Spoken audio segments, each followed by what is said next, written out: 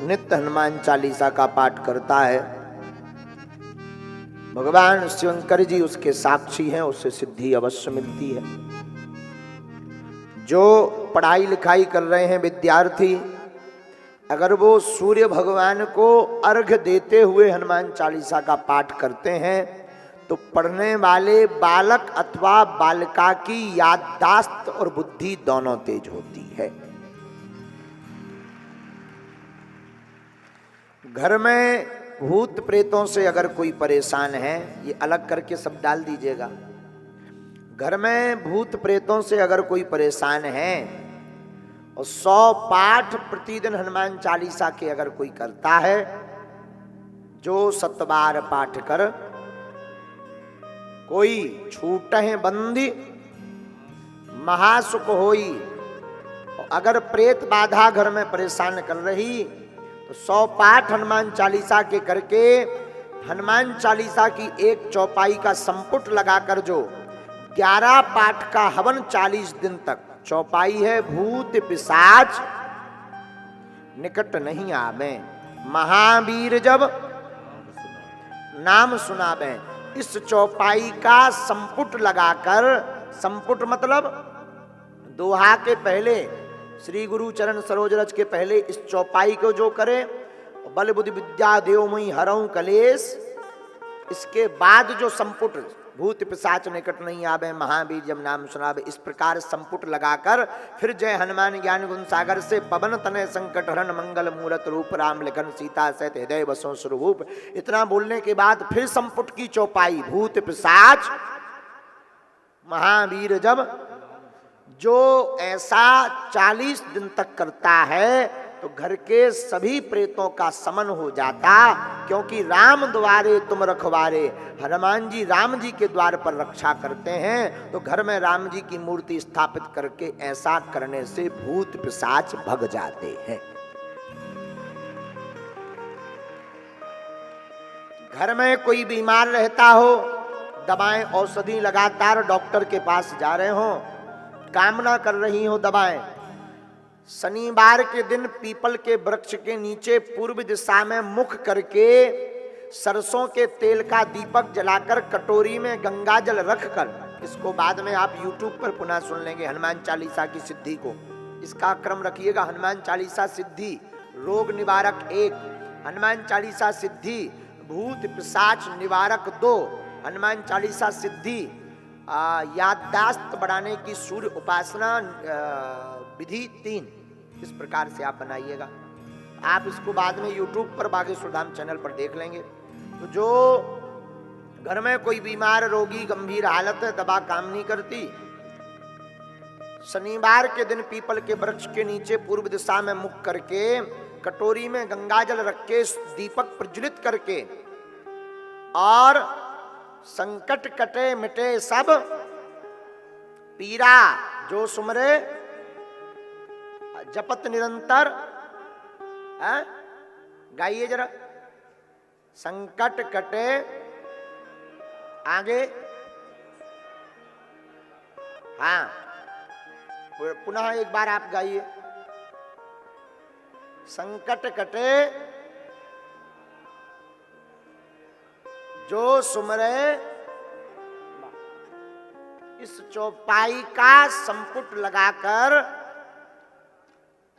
जो भी भक्त गंगा जल में फूंक मारकर रोगी को 11 दिन तक पिलाता है, अमुक रोगी की दवा फलीभूत होने लगती, दवा कम हो जाती, रोग ठीक हो जाता है।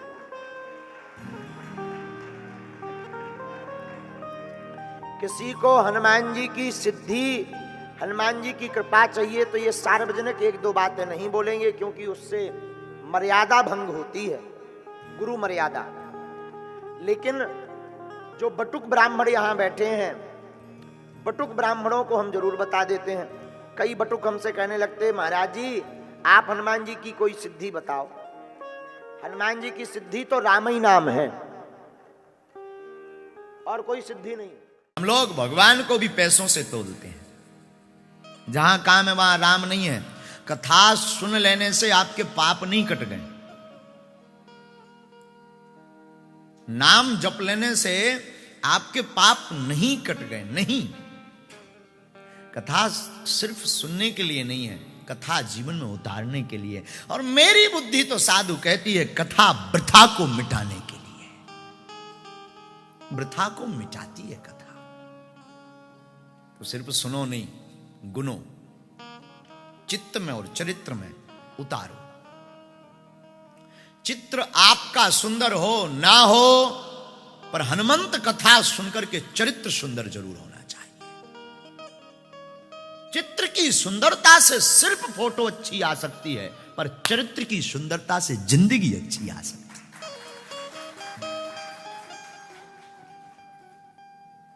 आप अपने चरित्र की सुंदरता बढ़ाओ। दान देकर के हम लोग, डोनेशन दान देकर के समझ लेते हैं कि अब हमारे सब पाप मिट गए, अब हमें तो नरक जाना ही नहीं है, अब तो सब काम हो गया। हमने 5,000 पाउंड चढ़ा दिए हैं बागेश्वर वाले महाराज जी को। साधु, दान से हम ये नहीं कहते दान ना दो, धन की शुद्धि के लिए दान दो,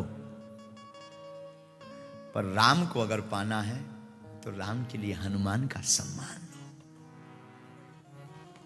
राम को पाना है तो हनुमान की भक्ति करो, राम जी से नाता जोड़ो, हर पल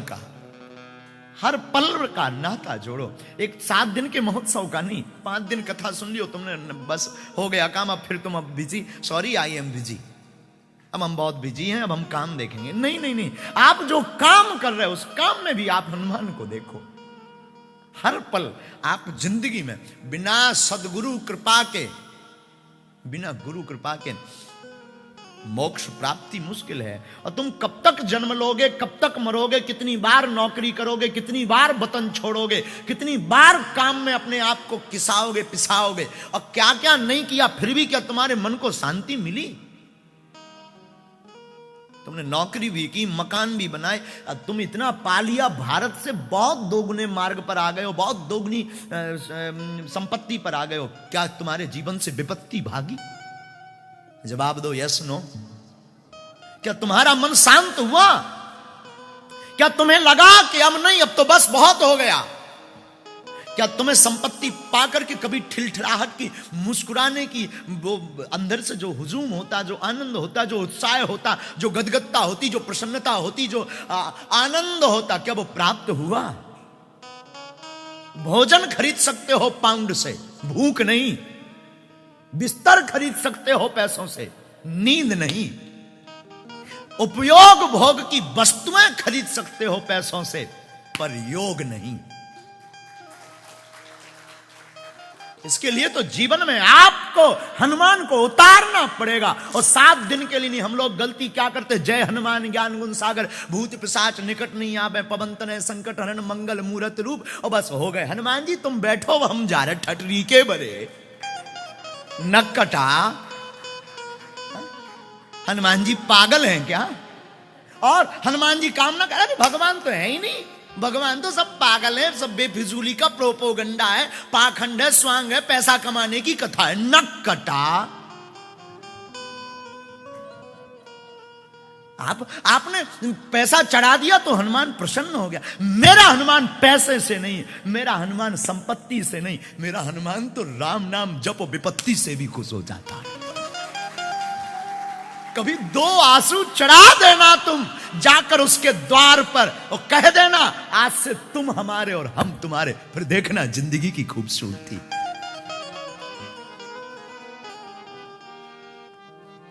हम लोग भगवान को भी एक खिलौना समझते हैं, हम लोग भगवान को भी एक प्रोग्राम समझते हैं, इसका भी एक प्रोग्राम है। भगवान कोई प्रोग्राम नहीं है, भगवान भैया शाश्वत है। उसको ध्याओ, उसको भजो। कौन कहता भगवान मिलते नहीं? कितने धक्के नहीं तुमने खाए, कितना अब तुम गिरोगे। तुम 4 दिन में भगवान बदल देते। अभी कोई अन्य कोई चमत्कार ही आ जाए तुम उसको भगवान मान लेते। तुम 4 दिन में ईश्वर बदल देते।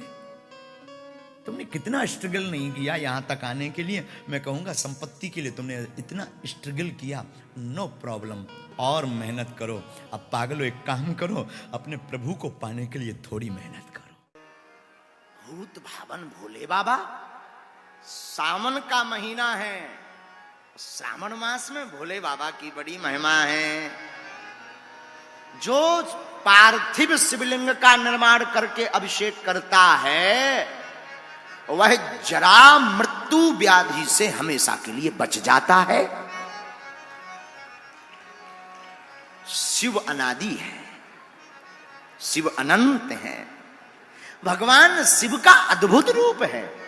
और अद्भुत बात यह है, जो हनुमंत कथा चल रही है तो श्री हनुमान जी महाराज भी शिव जी का ही अवतार हैं। बहुत से विद्वान कहते हैं कि हनुमान जी 11वें रुद्र अवतार है। सब लोग ज्यादातर ऐसा कहते हैं, पर हमारे पूज्य जगत गुरु जी कहते हैं 11वें नहीं 11हों रुद्र अवतार श्री हनुमान जी हैं। 11हों रुद्रों का मिश्रण है श्री हनुमान जी में। अच्छा, पहले एक बात ध्यान दीजिए, रुद्र का मतलब क्या होता? रू माने होता है चिंता, द्रा मतलब होता है दमन। जो चिंताओं का हमेशा के लिए दमन कर दे उन्हीं का नाम रुद्र होता है। आहा, श्री हनुमान जी महाराज शंकर सुमन केसरी नंदन, शंकर सुमन केसरी नंदन, नंदन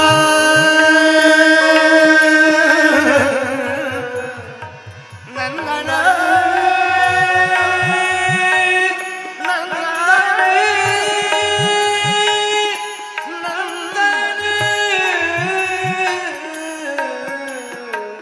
शंकर सुमन केसरी नंदन, शंकर सुमन केसरी नंदन। स्वयं साक्षात शंकर जी ही हनुमान जी बनकर आए।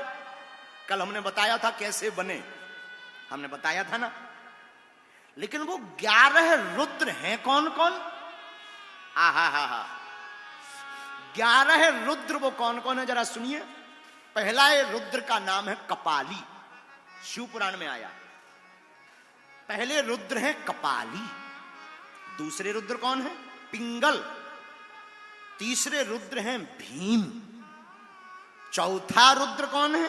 विरूपाक्ष, पांचवा रुद्र है बिलोहित, छठवें रुद्र है शास्ता, सातवें रुद्र है अजपाद, आठवें रुद्र कौन से हैं? आठवें रुद्र है अपिर्बुद्ध, नौवें रुद्र कौन से हैं? शंभु, 10वें कौन से हैं? चंड, और 11वें रुद्र का क्या नाम है? 11वें रुद्र का नाम है भव। इन्हीं 11 रुद्रों का मिश्रण श्री हनुमान जी महाराज हैं। 11 रुद्रों का मिश्रण हनुमान जी। आहा हा, हाँ,